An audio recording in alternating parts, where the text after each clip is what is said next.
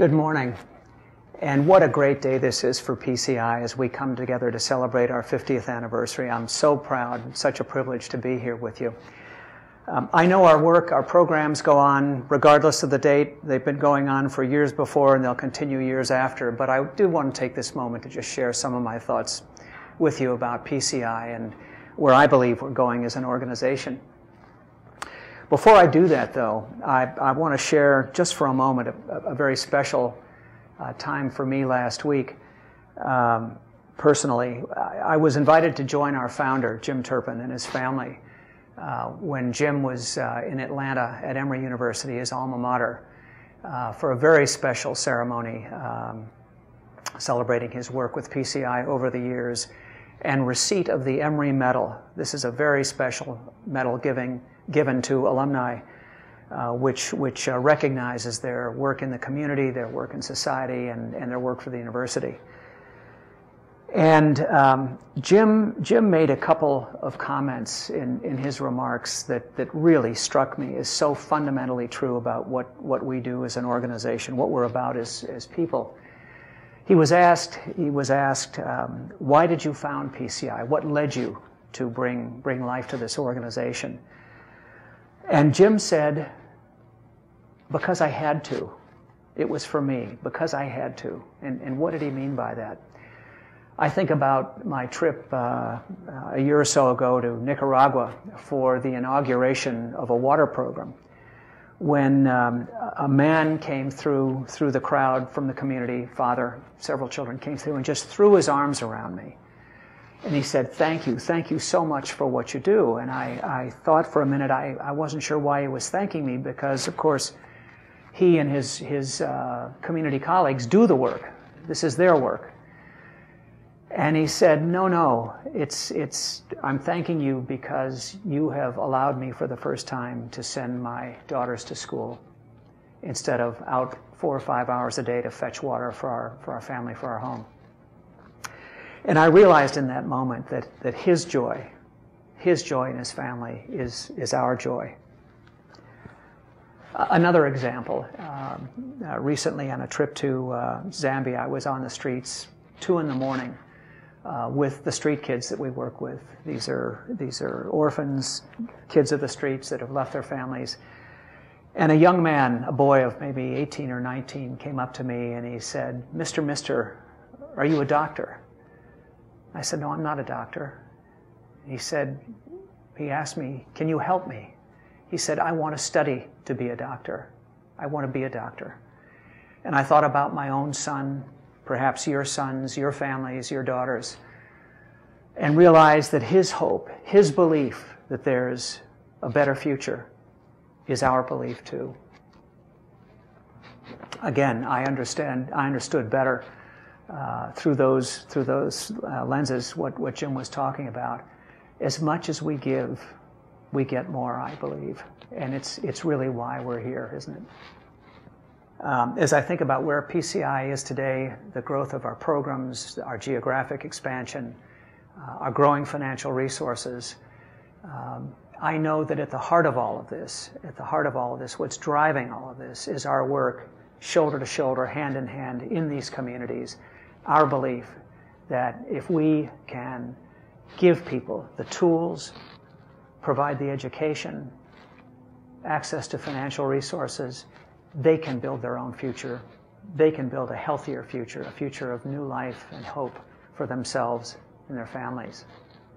And Jim knew this. Jim knew this as well when he founded PCI 50 years ago. It's as true today as it was then. So let me just make a couple of observations about what we're doing today and some of the things that excite me the most. Without question, programs are at the heart of our work. I know that, we know that, you know that, and we're very proud of the impact that we're having. But as I see us begin to focus increasingly on integrated programming, I think that is so critical for PCI. Most importantly, it's critical in the communities that we serve. We know that poor health and poverty is so intractably linked, and if we can't address all of the elements, we're not going to be as successful as we need to be. So the work that we're doing right now in expanding our GROW project, our GROW program from Ethiopia and Zambia across Africa and into Latin America is so important, such a high priority for us. I'm excited about the funding we've gotten for it, if you will, the social investors who've come together with this $500,000 award to get us started. It's begun in Bolivia already, I know. That's terrific news, and more to come. And I know that the more we can do to provide resources from private sources, from public sources, from all our donors to fund this kind of important initiative is really critical to the future of PCI. It's also helping us build a new level of accountability in our work, our Lives Changed Index. We're actually going to be able to track and see the effect that this programming, this integrated programming has on people's lives. So important. That's outside, looking inside of PCI at our own organization. With our growth, with our progress, have also been new challenges. Challenges of maintaining program quality, challenges of an increasingly diversified workforce and staying connected, challenges at actually building the kinds of skills that we need to support a growing organization. And we're going to be inaugurating, as of this year, something we're calling the Year of Organizational Excellence. And there are several important components in that. One is something we're calling gold standards. This is gold standards, defining gold standards for each of the core operating areas in the organization.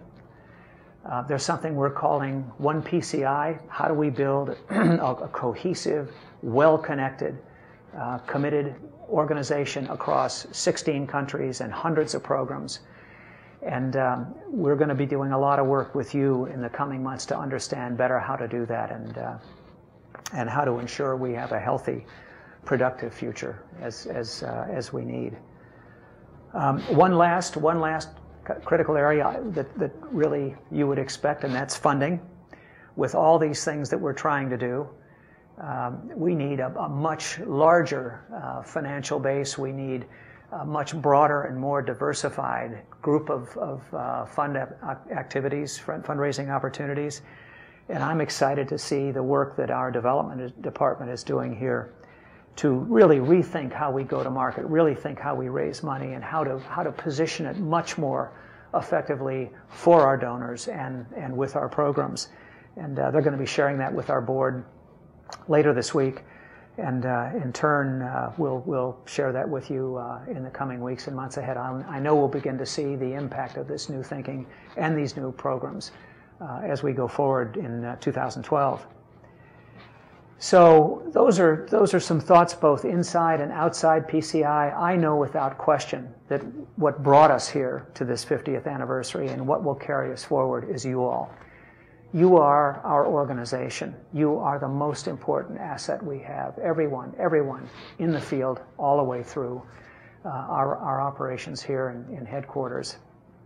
And I want to ask you to do one more thing. I want to ask you to take a couple of minutes out of your days, the days ahead, to make note of those things that most excite you about PCI and the work that you're doing. Not only do we want to celebrate PCI in the year ahead, we want to celebrate you and this important work, this life-changing work that we're doing. And I'd love to hear from you. I'd love to get emails. I'd love you to send me a note, send me pictures, send us pictures, and share with your colleagues in the field, share with the people in the communities you're working in what you're proudest of. What brings you to work every day? What difference do you feel you're making in the work that we're doing together?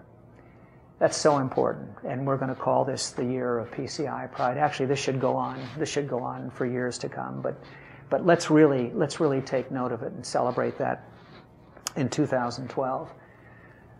I've already said how pleased I am to be here, how proud I am to be part of this organization and our life-changing work. And I want to thank you one last time for everything that you're doing. Good night.